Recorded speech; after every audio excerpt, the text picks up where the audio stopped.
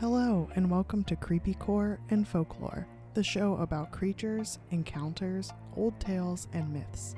I'm your host, Iona Wayland, a dark fantasy author, mental health professional, and overall curious person. I want to join other spooky souls and hear about these unusual stories.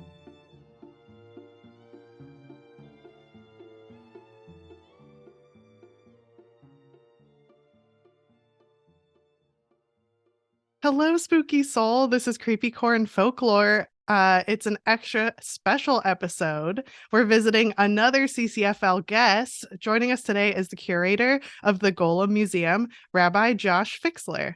Rabbi Fixler is going to discuss the origins of the golem, how it's a protective force in the Jewish community, and maybe some background about how he started collecting golems. Thanks for taking time out of your day to speak with me and the spooky soul who's listening. So excited to be here. This is exciting. This is awesome. I'm so glad I get to talk to you. I've been wanting to interview you for a while, but I couldn't figure out how to do interviews yet. So I used my friend Jenna as a guinea pig. And then I was like, okay, now I feel like I'm ready to interview you. So thank you for being patient with me. Can you tell us the story of the golem and what specifically draws you to it? Absolutely. So the golem is a creature from Jewish mythology. Mhm. It is usually made from clay, Mhm. and it is brought to life through the use of mystical Jewish powers. We can talk more about all sorts of different theories about how you might bring a golem to life. It's not alive in the way that you and I are alive, but it is animated and can be used for some sacred Jewish purpose. Sometimes it helps out in the synagogue or helps the rabbi who created it. Sometimes it protects the Jewish community from external threats. I have always loved the golem as an idea because I think it appears many times in Jewish tradition and it appears in tons of popular culture. And it can sort of be used to express a lot of different Jewish ideas. Whatever people are concerned about or worried about can be sort of wrapped up in the golem. And so I think it's just a really useful image and metaphor.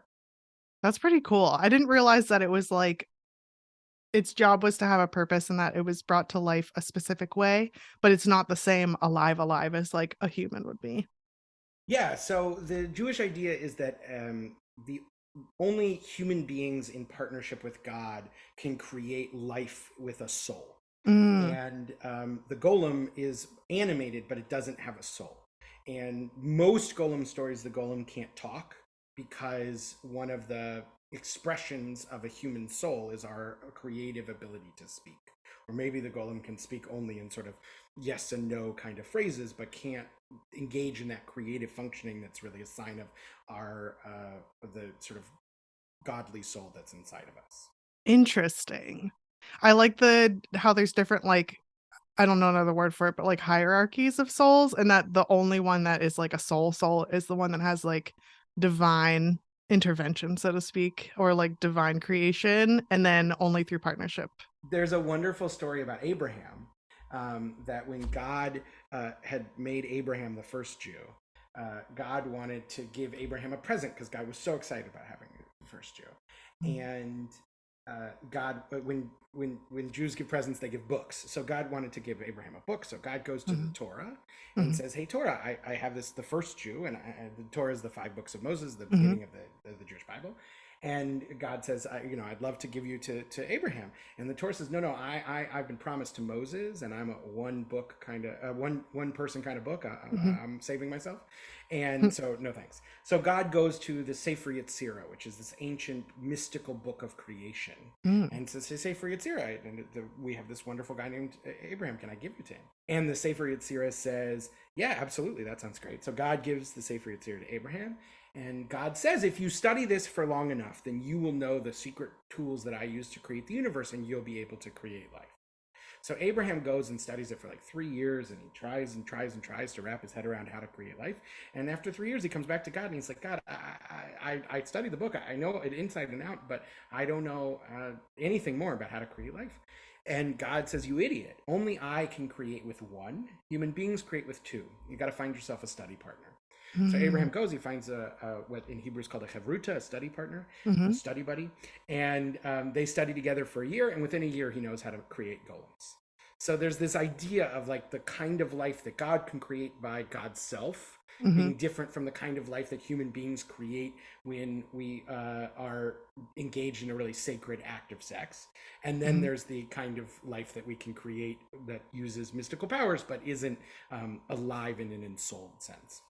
That's a really cool, because also I feel like you were telling me about how there was a story related to like a book that was kind of like, oh, there was a rabbi who wrote a book, but they were like, oh, that doesn't exist. But he was like, yes, it does. And I know you were telling me a bit about that before. Yeah, absolutely. So most of the stories that people know about the Golem, if they've ever heard of the Golem, are inspired by this book that came out in the early 1900s by this Polish writer named Udall Rosenberg.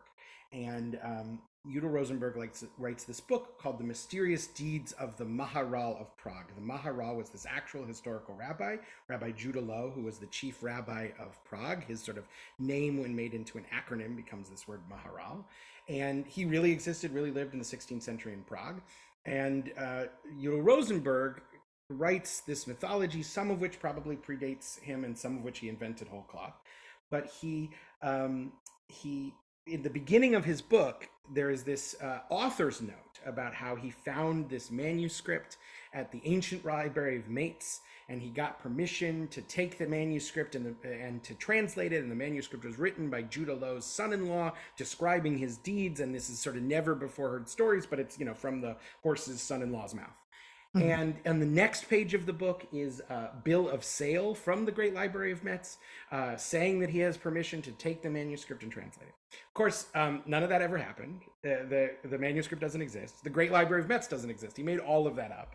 And so one of the things that's very fun about sort of Golem stories is that they often contain this element of sort of like what's real and what's not real, a sort of hidden and revealed piece of it that I love. There are other wonderful examples. A couple of years later, someone else writes a book about the Golem, saying he has a better copy of the manuscript that doesn't exist. And so and that's part of what led to the inspiration for my Golem museum, is this idea of sort of the wink and the nod. Lots of people have lots of theories about why Udall Rosenberg didn't like did that at the beginning of his book. I subscribe to the theory that he was a congregational rabbi and that his congregation didn't love him writing fiction, and so this was his way of being like, it's not fiction, this is real, wink wink wink. And then at some point, like, people stopped noticing the wink, and so I've read articles that have said like, from this manuscript, and I'm like, there's no manuscript. I love that there's like this hidden like agreement where it's like, you know what, it's fine, it's real, nod nod, wink wink, and it's like, let me just write fiction, please, without judgment. I love Right, I just want to tell some fun stories, right? it. What's Thank. very interesting is I mean, to me, all of it's interesting, but Hmm. is that so one of the things that Rosenberg really plays up in his stories is this idea that Judah Loew creates the Golem to protect the Jewish community of Prague from anti-Semitism, and particularly Hmm. from this thing called the blood libel, which is this Hmm. accusation that's not true, that Jews need blood in order to make their matzah. And so it's a reason that there have been lots of pogroms against Jewish communities throughout history, especially around Passover.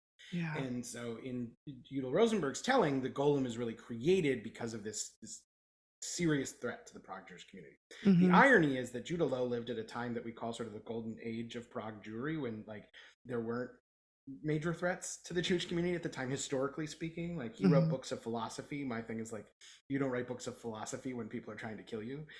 How do you Hmm. know his life was pretty good? But in Udall Rosenberg's time, writing in Poland in the early 20th century, those were things that he was dealing with. There were blood libel trials Yeah. in Poland at the time that he is writing. And so, like I Hmm. said before, the Golem story becomes this vessel, this clay into which you can mold your sort of fears and anxieties. And his fears and anxieties were about anti Semitism. Hmm. That's super symbolic and very, very powerful. Because just imagining like that's what he needed. And so that's where his creation, whether creativity or through clay life, took him. And I think that's really neat that that's how it manifested itself in his Yeah, work. those layers of like he created a book that was kind of like a golem in its own way. That Uh-huh. was an expression of his fears and anxieties in the same way Uh-huh. that the character in his book is creating a golem. It's sort of it's very similar to the creation, the story of the creation of comic books, which were largely created by young Jewish men who had been shut out of other artistic industries, who were also imagining these golem-like heroes and Mm-hmm. who were creating their own sort of vessel that would give them the kind of power and control that they didn't have. Like, so the comic books themselves are sort of golems, in addition to the fact that they are describing creatures not unlike golems. That's so incredible. I've barely scratched the surface on that with the previous episode about swamp monsters and how they were using like swamp muck to create these creatures that were like, some of them were evil, but a lot of them were like trying to like cure themselves, which I think is a whole other like Mm. layered thing.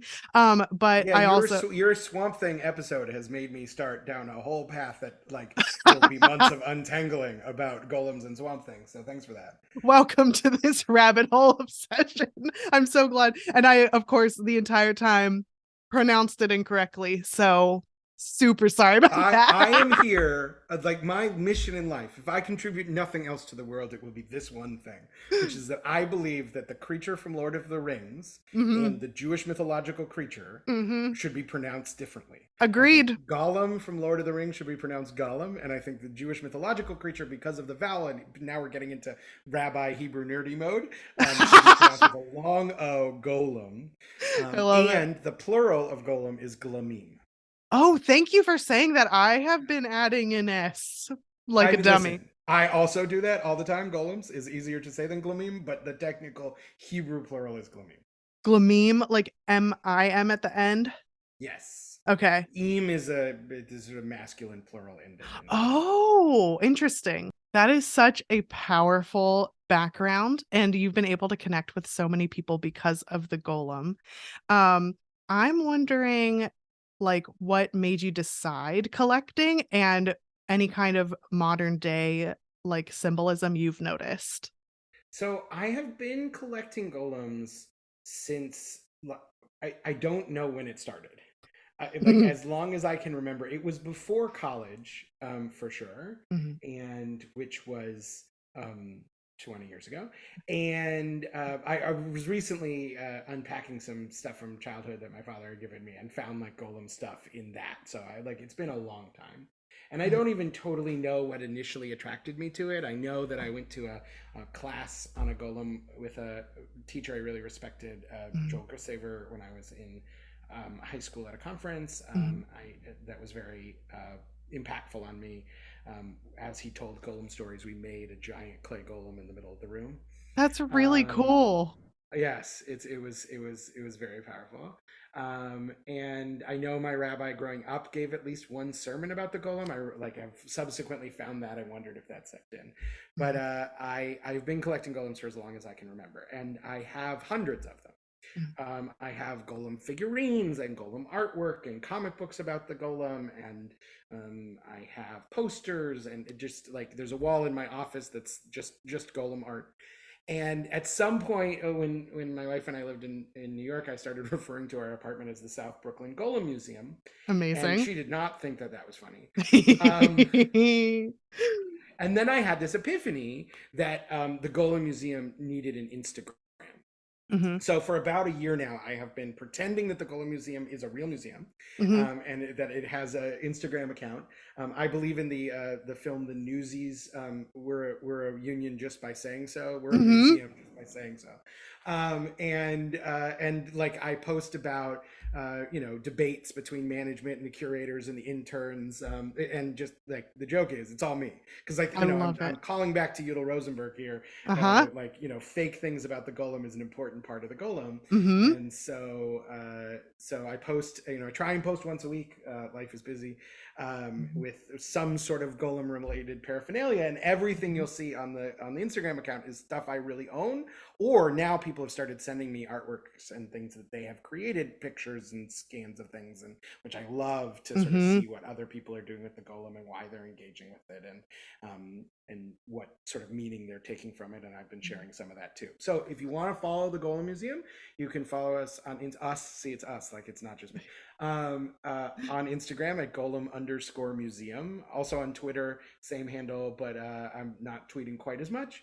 Mm-hmm. And the very exciting thing is, people have been asking for some of the items from the Golem Museum's gift shop to be available online. Um, and by that I mean I had some ideas for merch, and Mm-hmm. so we do now also have a merch store on Etsy. If you search for the Golem Museum on Etsy, you can buy your Keep Calm, I Have a Golem t-shirts and mugs and things. I loved there's a tote bag. I know a bunch of my friends, genderqueer and like non-binary friends, really liked the goal slash them, but tote bag. I think it's so fun. And then my Yes, get favorite, your yeah, for a very narrow audience, get your trans pride goal/them tote bag it's on awesome. Etsy. But there's also Uh, so many other ones that are like Golem specific, and it's really neat. And I think of all the posts that you made, there were two that really stood out to me. There was one where there was like that, I think this one's newer, but there was an acquisition that you made where it was like the one breasted golem. um yes. I think those are really cool. And there was one from a little while ago where the golem, the way they're made, like the person made them, but they had like filaments or something in them, and like depending on what part of the body those filaments were in, that was like supposed to represent something else, and I just thought that was so cool. Yeah, so those are actually two, like, I call them recent acquisitions, but those are two things that have been sent to me as either gifts or like those are friends that I have made through this Instagram account. Cool. The one-breasted golem that's really an artist from New Zealand Mm, who is really thinking about sort of golems and gender, mhm, which is a really interesting. She writes about sort of the androgynous nature of the golem, mhm. and so I did a post about hers, and she, I had said I have to get one for the museum, and so she was very kind to send me a little one, which I love. And yes, there was this toy maker, and I feel so bad that I'm blanking at the moment on both of their names, but you'll see Mhm, them in the posts when you go look at the Instagram. mhm, Who is making these resin, mhm, in the sort of custom small batch toy community, golems, and he puts like, yeah, flecks of like brick, I think, in them, and they sort of, each one is unique because it arranges differently. And yeah, so I like, the one of the best sub benefits of this project has been discovering the sort of all of these artists who are sort of engaging with golems. It's really interesting to me when it's especially when it's Jewish artists who are engaging with golems. It's mhm, also fascinating to me how sort of golem has penetrated into the sort of broader mythology, and there are lots of non-Jewish artists who are also engaging with the golem, some mhm, of them in really unique Jewish ways, like sort of respectful of mhm, sort of the Jewish heritage of the idea, some I think a little bit more, I would say appropriatively, but even that is mhm, interesting to me. So but golems like are kind of having a moment. mhm, There have been a number of like mainstream books published in the last 10 or 15 years that involve golems as important plot points. There have been a couple of movies that have come out in the last couple of years that have involved golems. There's certainly, if you make a TV show where you have to do like a creature of the week, like a X-Files, mhm, Buffy, Real Adventures of Johnny Quest kind of thing, you will eventually have a golem, just because like you will, like we get to the bottom of whatever barrel of mythology the golem is at. And so like I have a nice little collection going. There was a Simpsons golem, and he's golems have been everywhere. And so it's been really interesting to me why and how creators sort of choose to engage with that image. mhm. And there are a bunch of reasons. Golems, like I said, are sort of a cipher for whatever your fears or concerns are. Yeah. I had a great conversation with a Israeli professor a couple of years ago who talked about like golems in Israel are Mm, really different because the conversation about what Jewish power means is really different in Israel than in mhm. America. But in America, I think a lot of Jews are thinking about golems now more than ever because this is a moment more so than certainly in the last couple of decades where Mhm. American Jews are sort of aware of the real threats of anti-Semitism. You Mhm. know, I'm in my late 30s, and I had the benefit of growing up in this moment in America where it seemed like anti Semitism maybe was a thing of the past to Mhm. myself and to lots of the Jews who grew up around me. And I think there was a ton of privilege in being able to think that. Yeah. And I think anti Semitism had crept its way into the margins and in some Yeah. really terrifying ways has crept its way back out of the margins. And when we look at, recent shootings or potential shooting, attacks in synagogues just last week, Yeah. if a Molotov cocktail was thrown at a synagogue in New Jersey. A year ago, a friend of mine and colleague was held at gunpoint with his congregants Mm. in his synagogue in Colleyville, Texas. And so, I think that there is this moment to think about.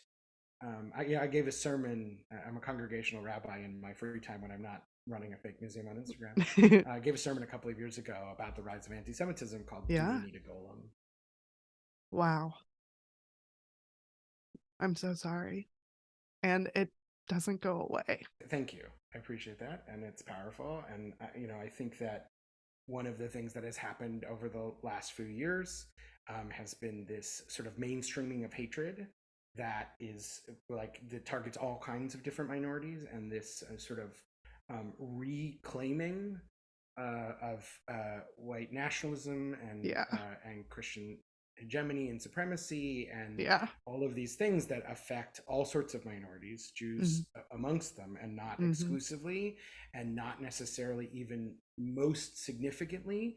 But anti Semitism is a hatred that plays out in its own unique and often violent ways. It does. And so that's like a thing that we are dealing with, and a thing I think we need to be really open about. I live in a community that if we could make a clay creature that could stand outside the synagogue and scare away the people who need to be scared away, we'd do it in a hot minute. Yeah. And uh, that's a certain way to live. I work at a synagogue with a fence all around the building across the street from a church that doesn't have need to have a fence all the way around the building. Yeah. That's so scary. I think there's very much need, and that's probably why it's having such a moment. Yeah. I mean, what I said in this sermon, and interestingly, the sermon was after some of these incidents and before others of them. Mm. Um, what I said in the sermon was that um, one of the things that makes me nervous about a golem, if we should take the mythology seriously, is Yeah. that in some ways it reinforces the boundaries between um, Jews and the other communities around them, right? Mhm. The golem's job in Udall Rosenberg's story is sort of to patrol the border of the ghetto and make sure no one is trying to sneak in to do harm. But Mm. in that way, you're reinforcing the border of the ghetto. And my hope for this moment, where we are all aware of the smashing together of these two ideas of sort of privilege and of hatred and oppression, Mhm. is that we can have our own experiences of hatred and oppression make us more sensitive to each other's experiences of hatred and oppression, and Mhm. that the boundaries that are sort of put up artificially that keep us apart, that Mhm. keep various communities of color apart and keep Jews apart, and there are of course Jews of color, and a lot of these communities overlap, which Mhm. speaks to um, the necessity of this, and also LGBTQ folks, and Mhm. who are Jews and non-Jews. The more we can understand that our sort of oppressions are wrapped up in each other, that people who come for Jews don't ever do that in a vacuum, and that Yeah. people who come for other groups often are also coming for Jews. The more Yep. we can understand those intersections, the better. So if we make a golem, Mhm. it's got to be a much broader golem. It's got to be a much more inclusive golem, and it's got to be a golem that smashes down walls and doesn't build them back up. Like when you're inside your own experience, Mm-hmm. like, you know, part of our work in living in this interconnected world is like making, like trying to imagine other people's experiences, Mm-hmm. trying, but like, and part of that is also telling the story. Like I love that, like, you know, I love that the Golem Museum might be a venue for me to tell some of that story, because Yeah. I want people to be able to imagine like what it is like to move through the world as like a kippah wearing Jew in 2023. Yeah. That's right. And I think that's why the Golem Museum is so powerful. And I'm really glad that you have like an online facing presence. So, what's Wait, been some of the most interesting or lesser known stories behind some of the items in your museum or about the Golem in general? And if you have a favorite one, I'd love to hear about it. favorite Golem. All right, I'm gonna have to think about that for a minute. Uh-huh. It's too bad that this is audio, because I could take you on a tour of the Golem Museum. Oh, boy. Yes, we'll have to, when you start doing video content, you'll come Yes, back to yes. the Golem Museum. I appreciate you being open to that. For sure. The Golem Museum needs a vlog, but then I'm really worried that I'll be in deep trouble here. So a rabbit hole I went down recently, sort of in an interesting Golem story, is like there are lots of Golem stories that seem to touch on the story that may sound familiar, of like a Golem being created and sent to do a task, and then forgetting to shut off the Golem, and the Golem keeps doing the task, and suddenly like the room is full of water. And if that sounds like the Sorcerer's Apprentice, there's probably a really good reason for that. In that, like, Udall Rosenberg has one of those stories in his book, and so he's clearly cribbing the Sorcerer's Apprentice. And there's this modern book I just did a post about that is a sort of Hanukkah story about the Golem making latkes, the potato pancakes we eat at Hanukkah. It's so cute.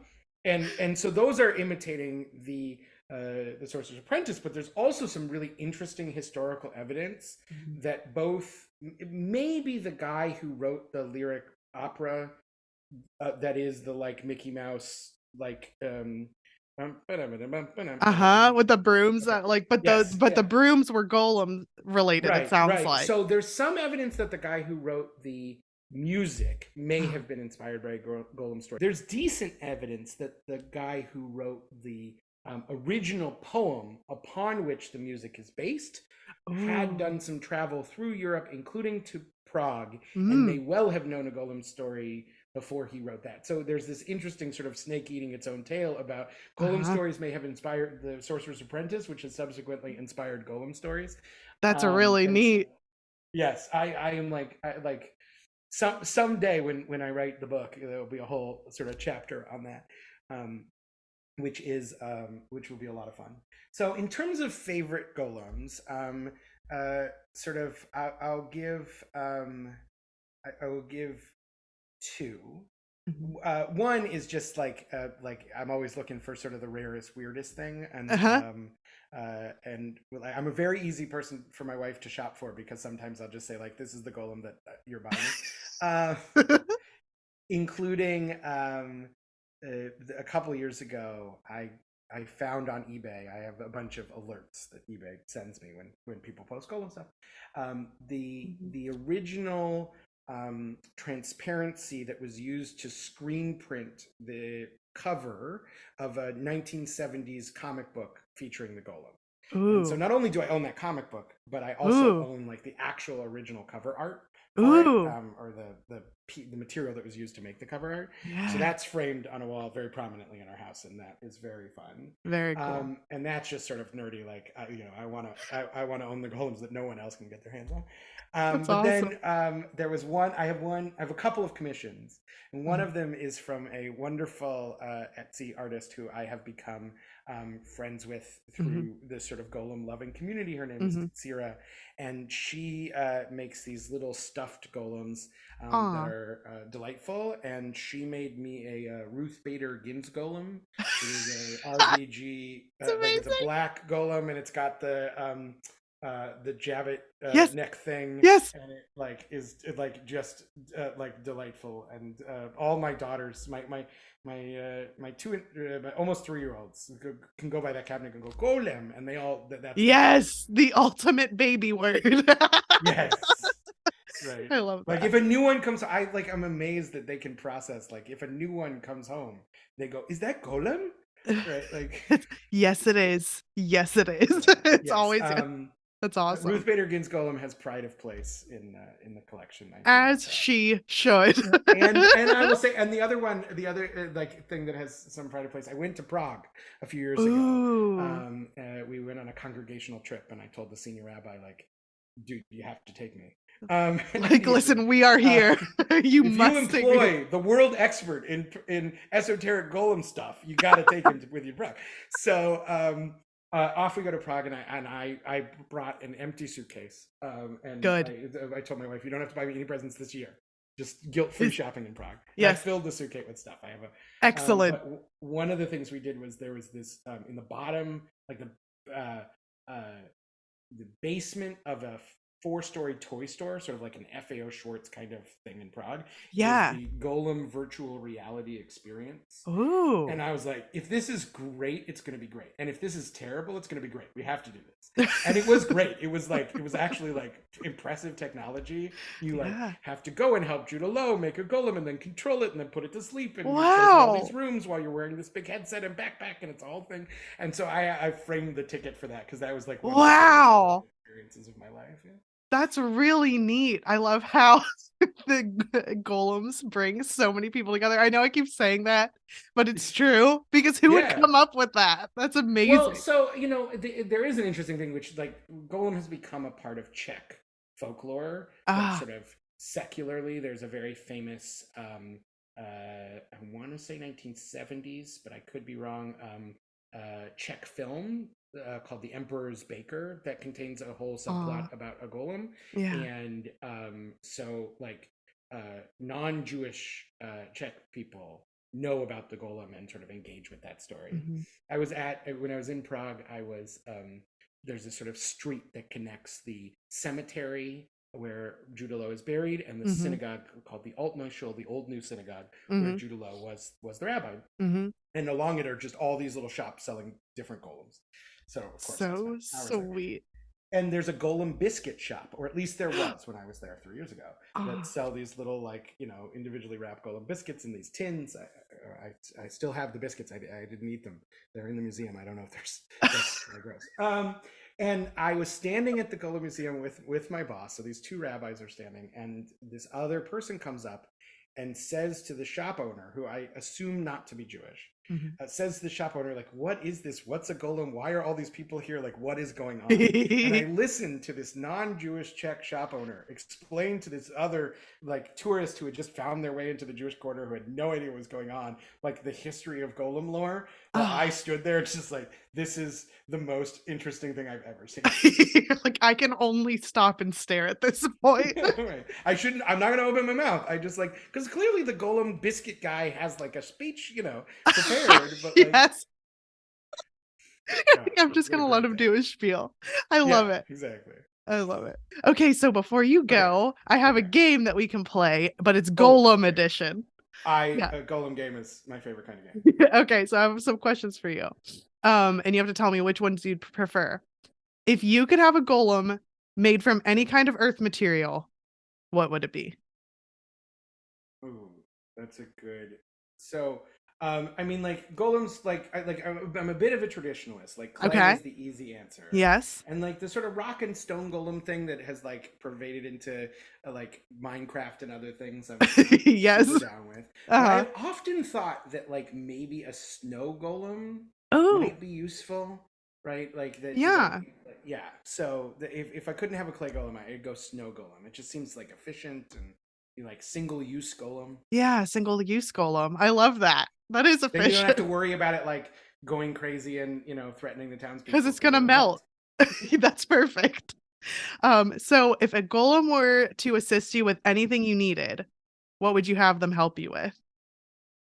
Oh, um, I would love to have a golem sort through my inbox and Mm, sort of like identify the stuff I need to respond to and the stuff I don't. I know that a golem couldn't respond to the emails I need to respond to, but because they don't have a soul. And even though email is soul crushing, you need one to respond. But I just think like a golem just to sort through and be like, I took out all the subscriptions. That'd be amazing. that would be amazing. And And you know, golems are supposed to do sacred work, but I'm a rabbi, so that counts. that does count as sacred work. Everything you do now counts as sacred work. I love it. And the last question I don't think like pertains anymore because I think I misunderstood what golems were, but I can ask you if you want Ask to. the question now. Oh, okay, Like, okay. So if it this doesn't work, we'll cut around it. okay. So would you rather animate a 1,000-year-old or a 1-day-old golem? Oh, that's interesting. Okay, so because there is this, so the way the Judah Low story ends Mm. is that when the golem has finished protecting the Jewish community, Judah Low takes it up to the attic of the old new synagogue and reverses the process by which he brought the golem to life. Oh, Some say you write the Hebrew word emet, which means truth, on its head, and then if okay. you erase the first letter of the aleph, then it becomes the Hebrew word mate, which means death. So he erases the aleph, the Mm. golem goes back to being mud, and the legend is that the clay of the golem remains in the attic of the old shul until such a time as it will be needed again. Mm-hmm. So, like, what I take from your question is, would I rather make my own golem or would I rather reanimate a historical golem? Mm-hmm. And I gotta go with reanimate a historical golem. Like, if I could like meet Judah Low's golem, I mean, that would like that, you know, then I would die you're like happy. glowing right now. Um, Just imagining the prospect of it. yes, you know, I did when I went to Prague. I learned that the Prague Jewish community is so scared of the of the mystical power of the body of the golem that when they replaced the roof of the old Nightshall a few years ago, they didn't touch anything in the attic except to remove the bodies of dead birds. Wow. So they take it very seriously there. Good. No one's allowed up there. It's like a whole thing. So yeah, I would definitely go for the. It's not 1,000 years old. It's we're talking 16th century here, so it's Mm-hmm. it's half as old as you're describing. Uh-huh. But that'd be pretty cool. That's very cool. Well, thank you so much for your time. I'm going to include Rabbi Fixler's info in the show notes below, as well as details regarding the Golem Museum and its shop. So I'll make sure I have those links if you want to shop. But why don't you tell us where people can find you? Absolutely. Well, like I said, the best place to look for the Golem Museum is Instagram at Golem_museum. You can also check us out with the same handle on Twitter. You can also search for us on Etsy. And if you've made golems in your mind or in your art, and please send them to me. DM me on Instagram because I would love to know what inspired you and help you share your golems with the world. That is fabulous. Thank you so, so much. Thanks to all you spooky souls out there for listening to Creepycore and Folklore. Follow on Instagram, Facebook, Twitter, and TikTok if you're looking for more uncanny content. If you have your own tales to tell, you can email creepycoreandfolklore@gmail.com. If you liked this, please leave a review wherever you get your podcasts, or tell a friend who might enjoy these stories to spread the word. If you're interested in dark fantasy, check out my Hollowverse series. Ashes is available now in paperback and ebook on Amazon and audiobook on Audible, and the sequel is underway. I'm Iona Wayland, and I'll see you next time.